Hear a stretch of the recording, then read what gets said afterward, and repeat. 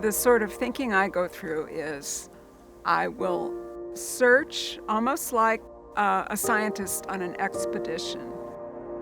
Specimens that I want to bring back to the laboratory. But I find some that seem to resonate, that have possibilities beyond their ordinariness. So I kind of rescue them from the environment.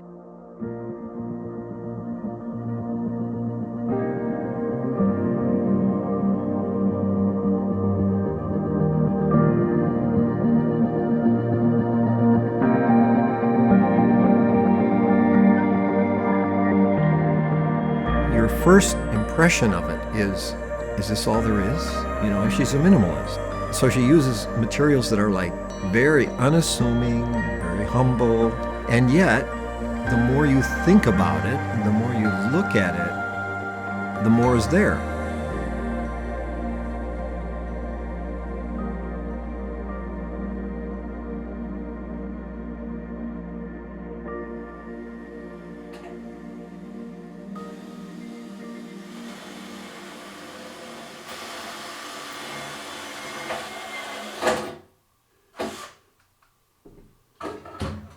For me, the most exciting and interesting times are the very beginning of a work, when I'm thinking about various alternatives, various manners in which the work might evolve, and then the end, when I have quite a bit resolved and it begins to come together.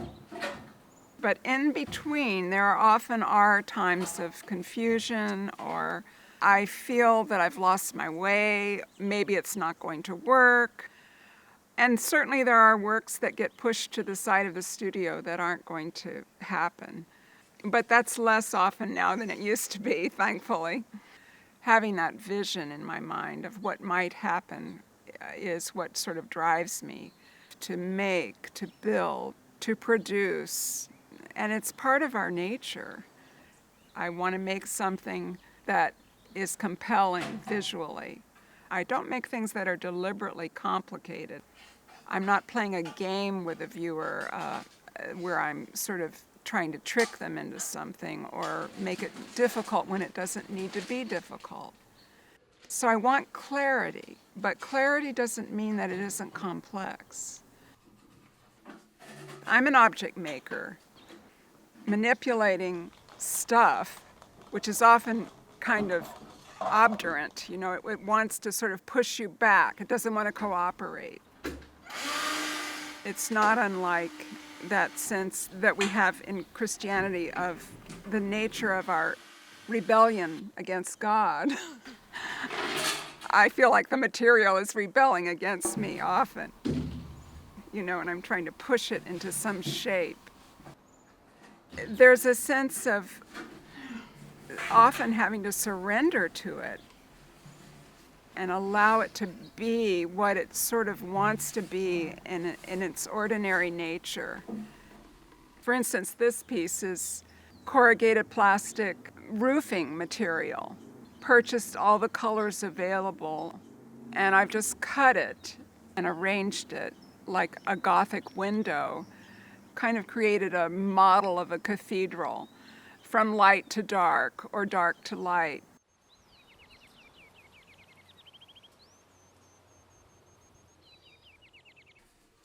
So in that way, I often do feel that I am involved in incarnation. There's a sacredness to all material that the Christian faith acknowledges. In Genesis, you know, that material is good. God looked at his creation and it was good. He was happy with it. I think she causes us to maybe take a second look at the really mundane routines and spaces of our lives. You might regard the mundane, even trivial moments of your life and spaces of your life as actually holy, as deeply invested with meaning, and not at all flat, and not at all utilitarian.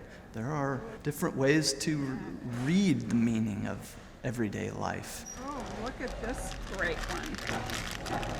See, and if I just bend it a little bit, I can get a shape out of it. In one case, she said, since I'm redeemed, I'm at ease in the world.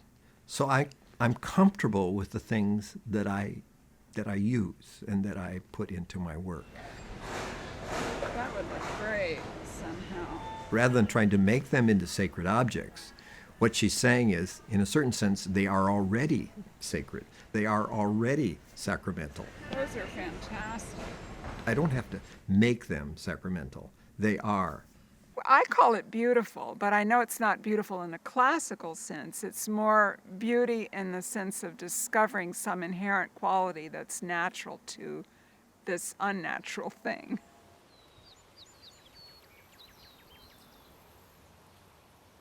I was very influenced by the transcendental movement in American landscape painting. This sense that being in nature is kind of a sanctuary. Really that it was to be quieted before God and therefore able to experience God. Sanctuary means for me a kind of withdrawing from the busyness and the distractions, being again in a position of being able to receive. She has in mind creation care, stewardship, all of those things. But I don't think it's right to call it political. It's more a sort of human response and stewardship and concern for the environment, especially now we're in a period of drought and so forth. That's very, very timely. And of course it references these issues, but without, I think, pushing them, more just suggesting, what about this, you know?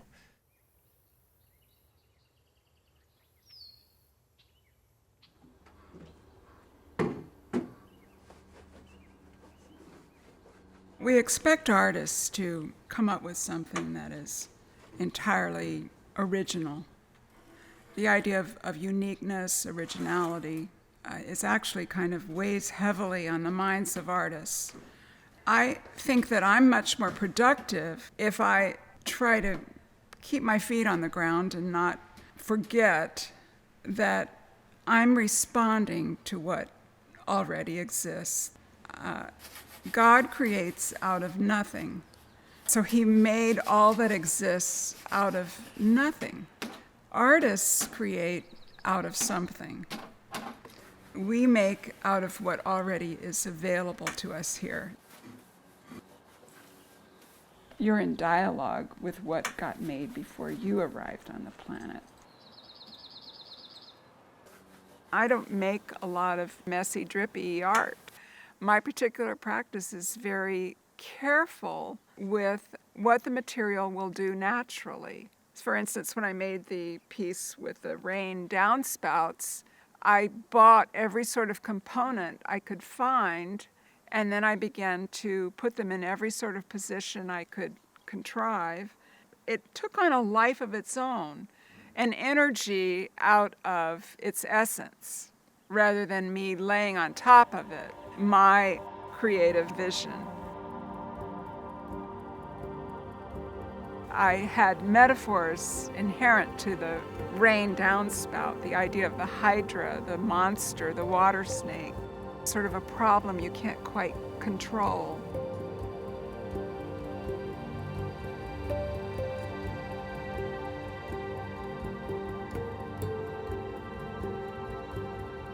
So water has been a big issue for me for about probably 15 years or so. The phenomenon itself, the natural abundance of it and beauty of it and necessity of it, all the varied forms it takes. So energized, it almost feels like it has a life of its own. It is quite fascinating.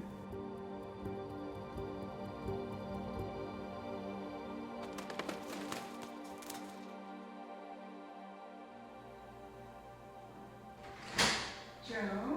Hi. Come on in. The private collector is extremely important.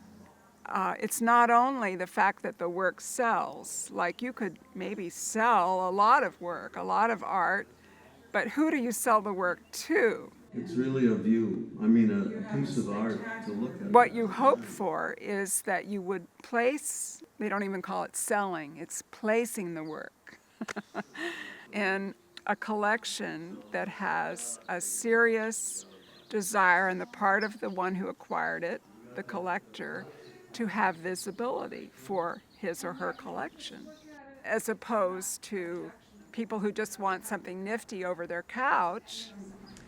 It had to be strong and thin and perfectly symmetrical. And then the hoses inside are tied to it by the cables. And these are just attached with a special adhesive on the outside.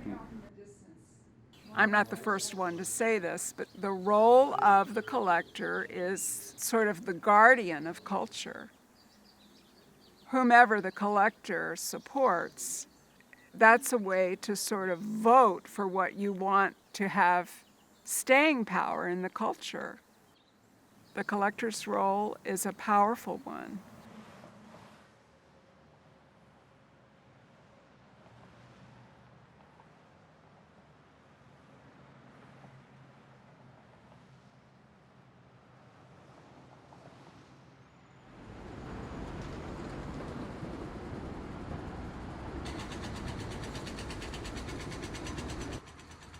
Placement of my art in a gallery, I consider it a sacred space, in the sense that I want it to be a quietening, where the visitor, the viewer, enters and is slowed down.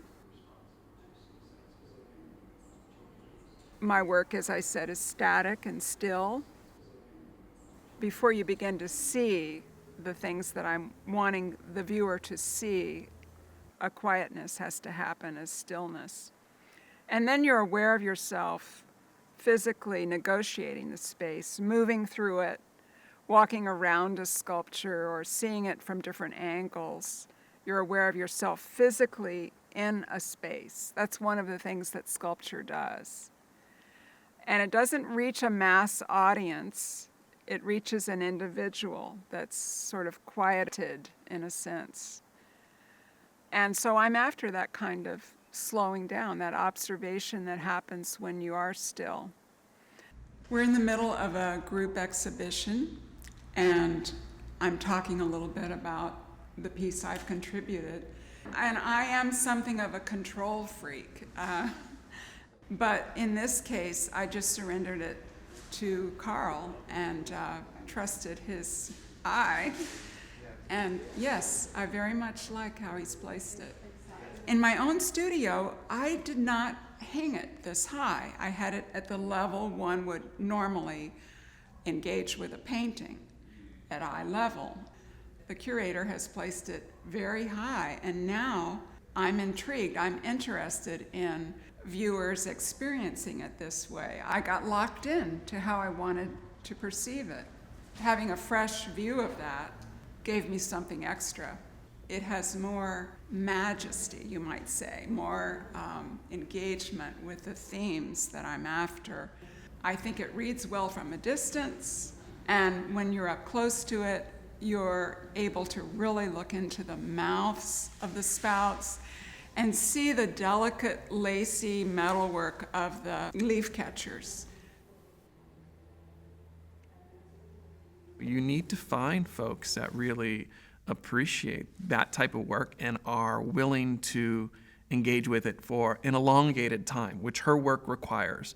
And so much of the stuff we're seeing in the Instagram world of social media, that it needs to capture your attention within 3 or 4 seconds. Lynn's work can, but in order to appreciate it, it needs that time. And so it's fighting a cultural trend and some things that are happening.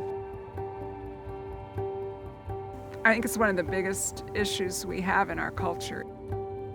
We are so not quiet. We are so not still. And therefore, we just can't hear or see. We are truly like Jesus in the parables. I can speak it, but you don't hear it. If you just walk in and expect it to be really quick, you won't get it.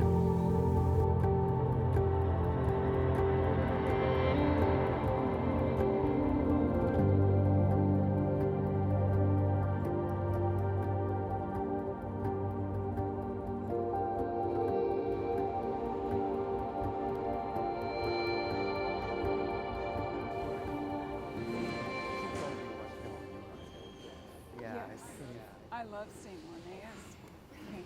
This is hers too. I've actually known her a pretty good while now. They came to an exhibition in Irvine that I did early on. She saw a piece that I made and it immediately struck her as she saw the humorous and the profound simultaneously. You kind of looked at it and chuckled. Yeah. And kind of laughed, and you Yeah. said, I want that. Yes. I can still remember that, Roberta. Yes, I just thought it was wonderful. I still do. The title of the work kind of suggests the ideas that were on my mind 20 years ago. That reference to the transcendent, the reference to the creator. In my lifetime, the most sublime image imaginable was that rising Earth, first photographed Yes. in the Apollo mission. So I just took that photograph and copied it in oil paint on an Americana kind of footstool that I purchased. And of course, the reference is the book of Isaiah Yep. to the earth as God's footstool. It comes up several times. But it's interesting that for years now, I've seen it in your home. Yes. And you display it there casually as Yes. a kind of, almost as a piece of furniture. Yeah. And I put that in the middle as a reminder of, Who's in charge? absolutely, absolutely. A little humility here, gang, Yes. If you look at art history, there have to be people who are committed to own and have that work be protected by their guardianship. It's just the way it It's works. in the period of Stanley Spencer and after Holman Hunt. It finally dawned on me in Rome, you go to the Barberini, you go to the Doria Pamphili, you go to the Borghese, they're all families. So you go to see what the collectors Decided they wanted to. Roberta then began to go to some of my exhibitions, and they acquired some other works. And they're an amazing couple in their desire to give back to the culture and in a way that is honoring of their faith. I can't help but respect them for that. The color is so over the top that it's almost like bad taste in a way. Yeah. And if you think about it, a coral reef is pretty extravagant. Yeah. Quite wild. It's sort of like, Yeah. God, what were you doing here? It does look like a coral reef. Everything is aquatic, but these little things are lint catchers. And by just pulling them out a little bit, don't they look organic? They do. And you could say that there's a loss implied by man making everything. Yeah. And yet, Or a machine. or a machine. Yeah. It's having eyes to see. And your work asks people to look differently at what's around them. I was approached by a couple of curators who asked if they could put together a show and propose it to Art Center. And Art Center accepted to let me have this beautiful space. I was surprised that she didn't have this overarching show that was really necessary to see the larger impact of what she was doing. And that exhibit involved borrowing works from the LA County Museum of Art, the Museum of Contemporary Art in Los Angeles, and we were able to involve a lot of significant folks from the Los Angeles art scene. And so it was a significant endeavor. It was just a very gratifying to bring it together.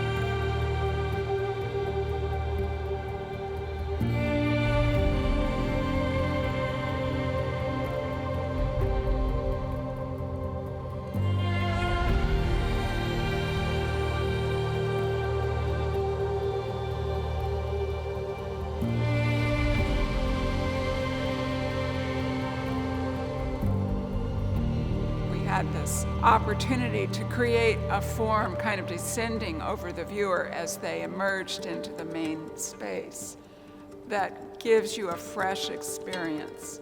At times it's been hung much lower and spread out more. At times it's been much higher, hanging from a skylight. In this architecture, it is framed in a different manner, a changed way of being experienced by the viewer.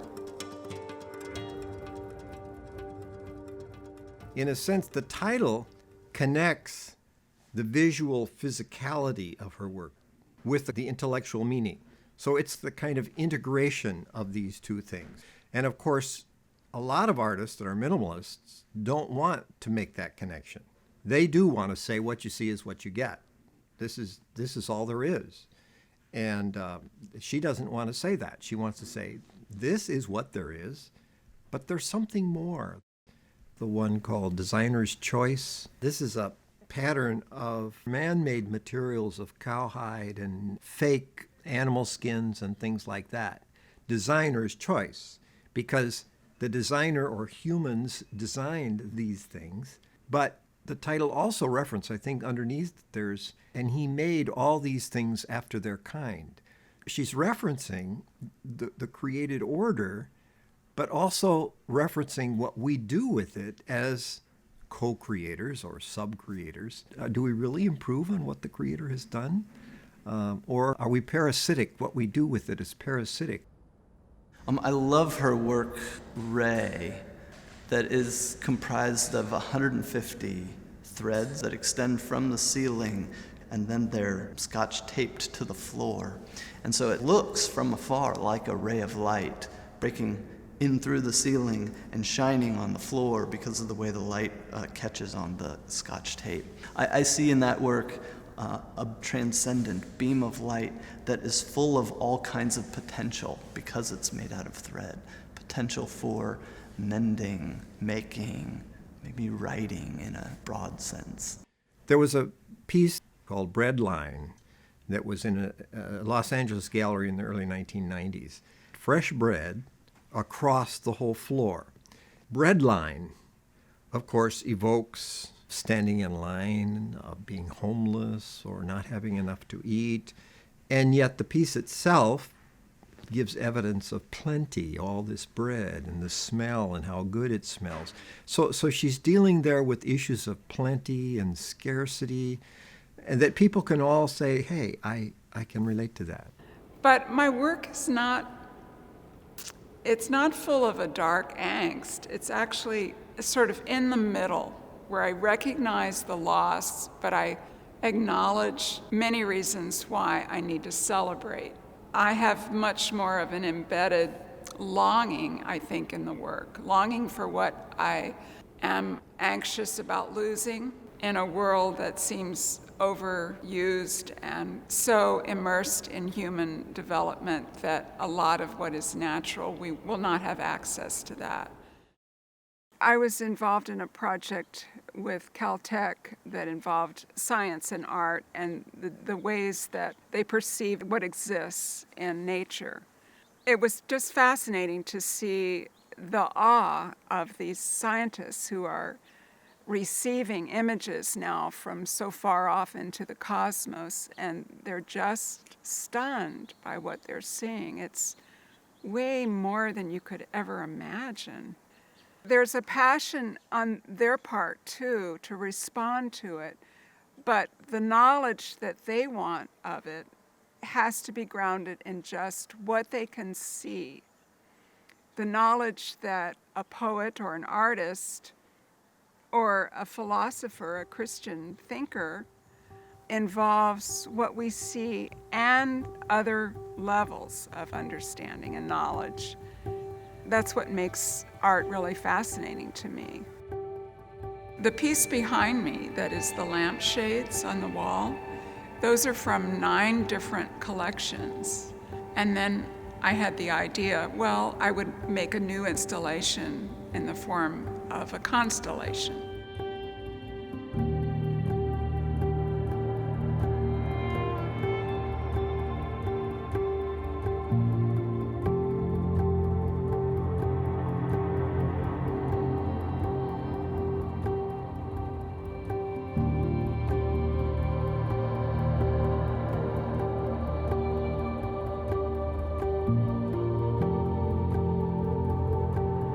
My art is not about looking inward at my own psychology, but looking outward. A view, a gaze on the world, what's out there. And that's what science does as well.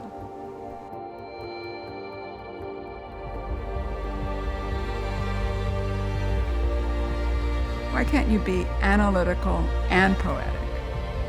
You look at it and you have an emotional response, but you also think, and your perception is challenged, and you have ideas forming. To me, that would be the highest place that art could take you.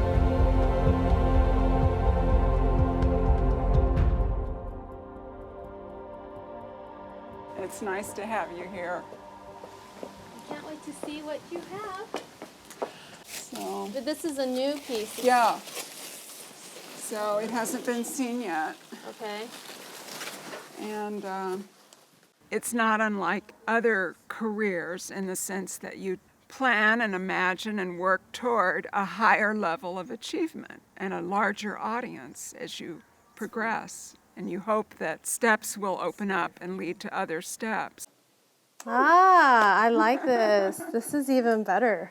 This is in progress, of course, but the tubes, all of the different sizes of the tubes, I've attached them to a foundation, and this will hang. It has to cure for 72 hours to be. At this point in my career, I am helped by others who know my work and speak for me to someone else. So opportunities lead to other opportunities, and that's what I've found to be true.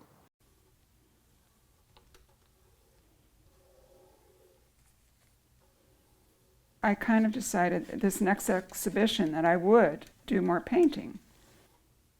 This return to paint happened when I started using this house paint. And I liked it. I love color, so house paint freed me up again. Color is the most overpowering of anything you can do, and I think that's why sculptors tend to not use color, because they want you to think about form. And if you use color, it takes a lot of attention to itself. So I know I'm walking this thin line because I want both form and surface to resonate with the viewer. I must have looked at hundreds of blues and aquas before I picked these three as the ones I would use in this sculpture. I don't just pick colors because I like them. So my concept here was streams of water. Streams of water in a really natural, beautiful way. For me, metaphorically, I think about Christ as the water of life, some ancient metaphor of that sort.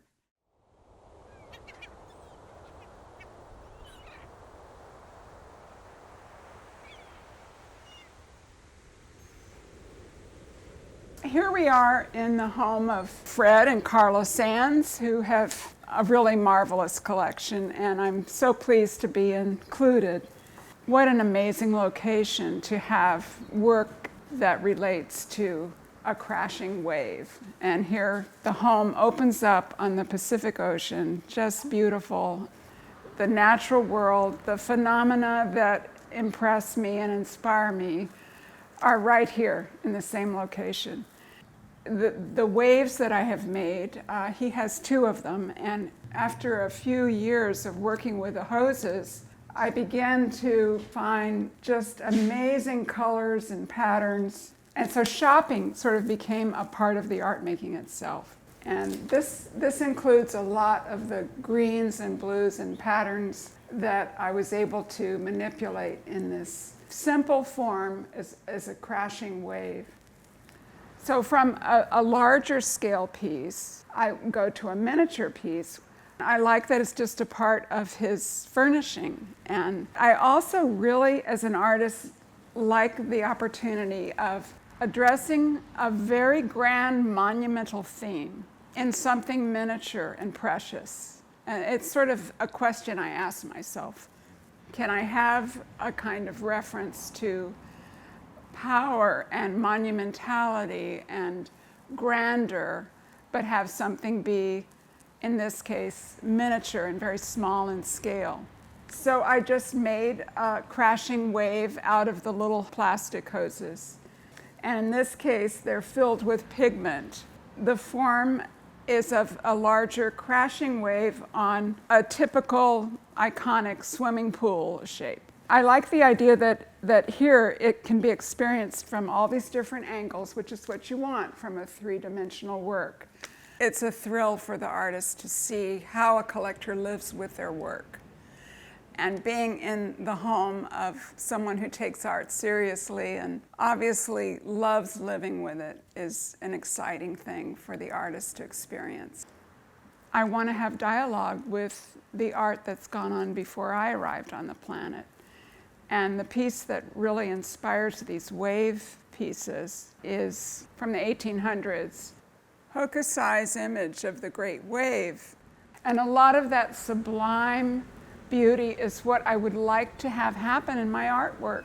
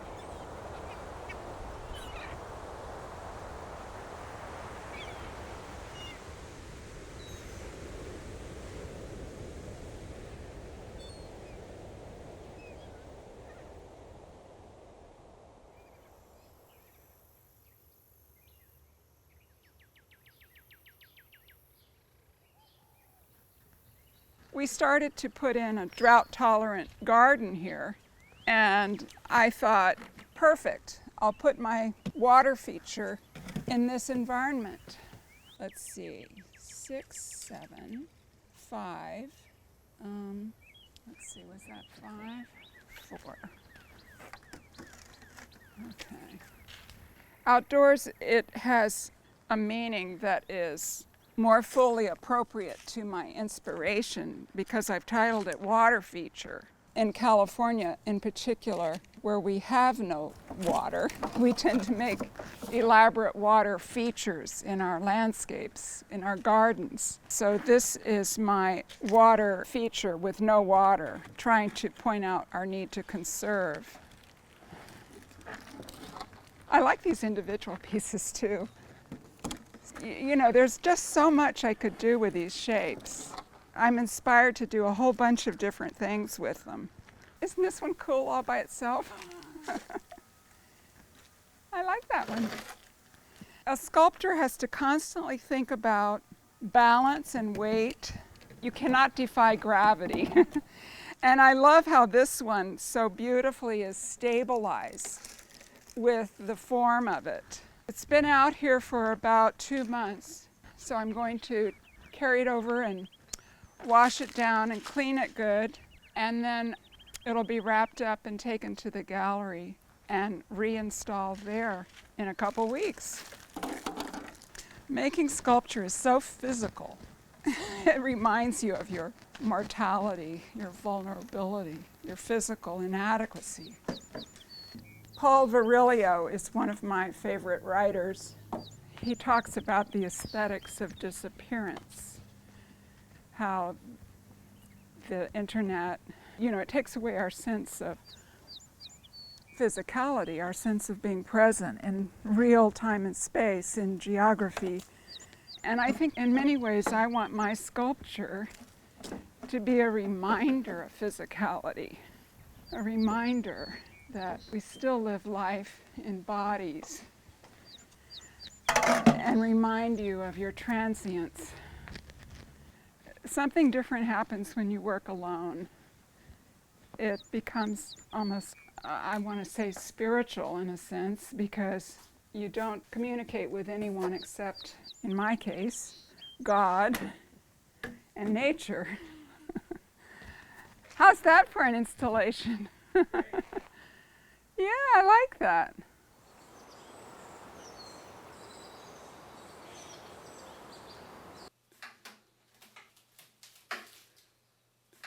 It's not really a work of art. It's more like doing art therapy when you're in the studio. And it really becomes a work of art when it moves out and it has a connection to an audience. And it's a very tricky, difficult thing to achieve. And of course, that's one of the roles of the gallery itself. Walk and Yes. not bump into things, I don't think. I covered up the mouths just in case. I didn't want you to hit anything with that. Maybe someday we'll have to have a crane.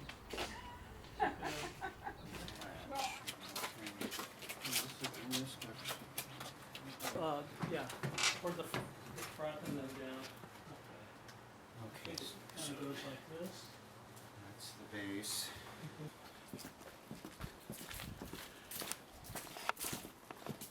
Okay, hold on. When the artist removes the work from the studio, you're surrendering that control. Kind of ran out of blankets, so I think we're gonna have to redo this. It's no longer really your work in a way. It joins to someone else's perception of it. And the artist welcomes that.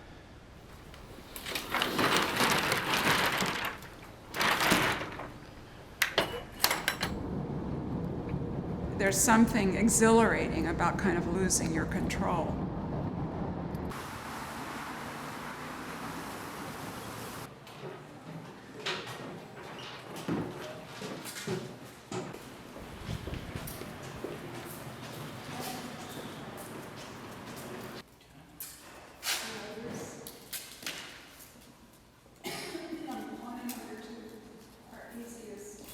Yeah.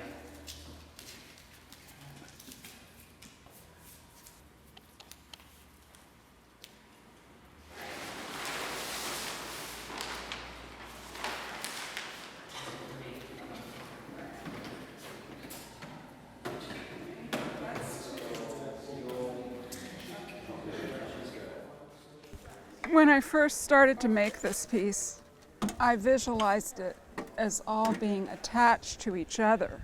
But once I got started, I liked them all intertwined. So each piece has to be set up in a certain order so that I can twist it into position. Everything has to be just right, or else they'll bump into each other. Because it's so ordinary, when it's in the context of the pristine gallery, it takes on another meaning than it does when it's outdoors. It's going to be nice to be able to see it inside as well.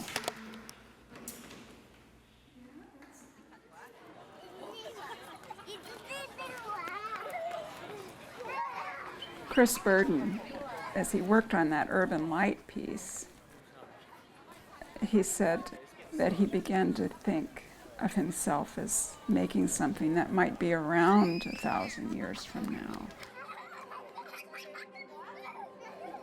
If you don't have some of that desire in you, with the best that you can give to it, you're not going to keep making art.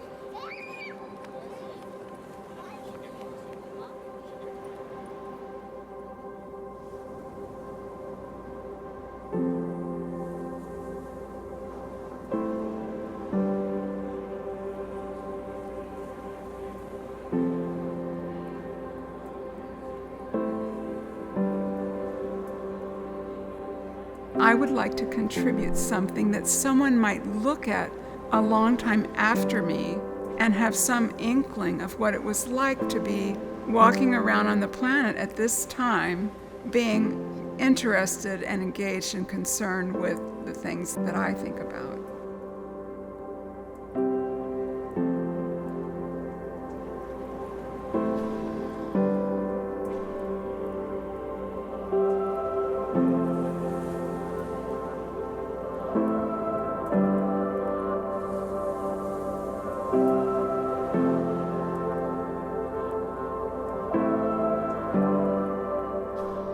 There's this passage that speaks about the trees clapping their hands, and I believe Luke talks about stones crying out and so forth.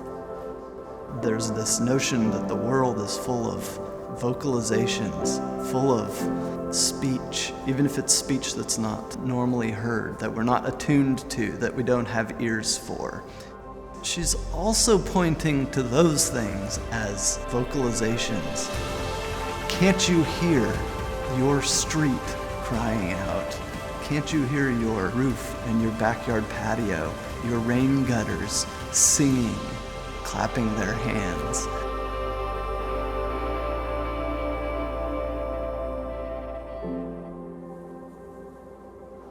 In a culture that's about rushing ahead and speed and escaping from stillness and physicality, I'm wanting to call us back to that.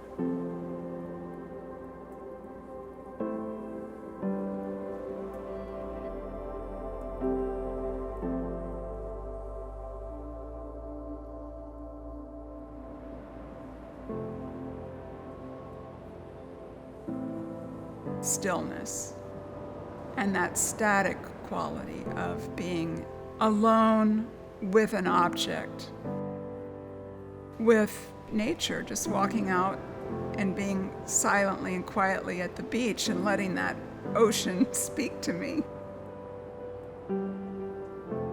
If you didn't know any of this existed and you were trying to think it up, could you imagine it being this bizarre and strange and wonderful and extravagant?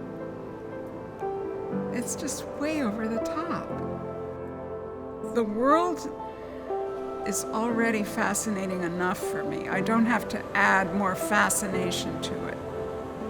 I want to joyously express my appreciation for that and my awe of it. I want to express a response to it.